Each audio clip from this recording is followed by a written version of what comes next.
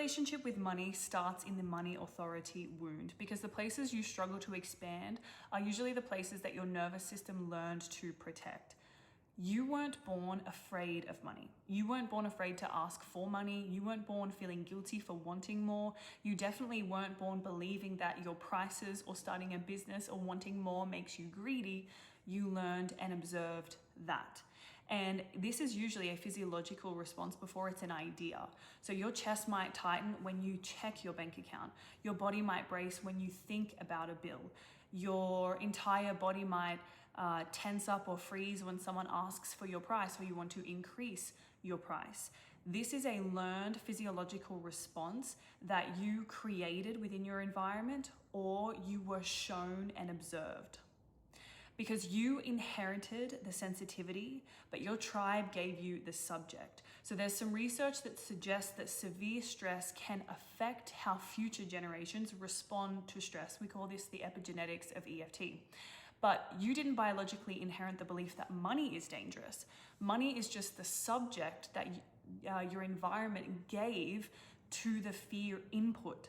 So your body may have already been sensitive to uncertainty or instability, and then you grew up observing what happened when there wasn't enough money. You felt and saw the stress, you heard the arguments, you watched people you loved brace around bills or the topic of money. So your family didn't necessarily sit you down and teach you how to fear money. Your body learned that by being in that environment. And you weren't born with a voice inside your head. Babies aren't born with voices inside their head. Before we have the words to form beliefs about money and authority, we already feel what happens around those topics. So we notice when people's moods change, when we're talking about money or power or authority, when the home becomes tense, when asking for something creates stress or instability or danger, when bills come in and everyone shuts down. Children absorb the emotional meaning of things before they can even explain them because we are egocentric. So before that money voice in your head became yours, it belonged to the environment and the home that you grew up in. Somebody else's money voice became yours. So what you learned around money became what you started to say to yourself. I'm terrible with money. Money never stays. I have to work really hard for everything. People won't pay me. I shouldn't ask for too much. But what if those aren't facts about you? What if they're beliefs that you borrowed or observed so early on that now they sound like your own voice, but they're not? Because we can spend our entire lives defending a belief that we never consciously chose. Things like, what happens when there's not enough? What do I have to do to be seen or to be given something? What do I have to sacrifice? What happens when wealth is given to someone around me? Do people go quiet? Is there danger? Do we have to give too much? Do we have to take?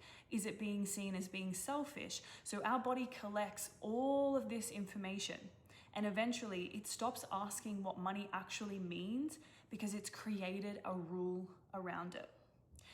Now, the rule might have been that money equals instability. And maybe it became something like money comes, but it always disappears. Money causes arguments. Having more changes people. Wanting things makes life harder for everyone else. We don't deserve more. I have to earn more. Permission to receive. So that rule may have made complete sense in the environment that you learned it from or in, but nobody automatically comes back to update these beliefs when we become an adult. So now that's our job, because authority wounds always have a price. So the money authority wound is always going to appear whenever money makes you leave your own authority. So you might reduce the prices on your services. You might add bonuses to try and give more. You may go into a fight, flight, freeze, or fawn response. Maybe you avoid following up on an unpaid invoice. Maybe you don't even show up for the session or the appointment. Maybe you accept the first offer because you don't want to negotiate. It feels uncomfortable. You earn more, but then maybe you immediately find somewhere for all the money to go, or you self-sabotage. Under all these patterns and behaviors is the same belief system. You don't yet feel completely safe asking for, receiving, or deciding over or holding more money in your authority. And this isn't only just emotional, it is also financial as well. If you look at the last 12 months of your life, what have you done around money? Have you lowered prices? Have you not gone after the business or the career that you wanted? Have you not asked for the pay rise? Have you not taken the trip? Have you avoided? Where have you avoided money and authority? Because the last 12 months is the most recent, and it's going to show you where all of these wounds are actively showing up as a pattern. And that's just 1 year. Imagine repeating it across your entire life, which you may have already done, but do you want to keep repeating it?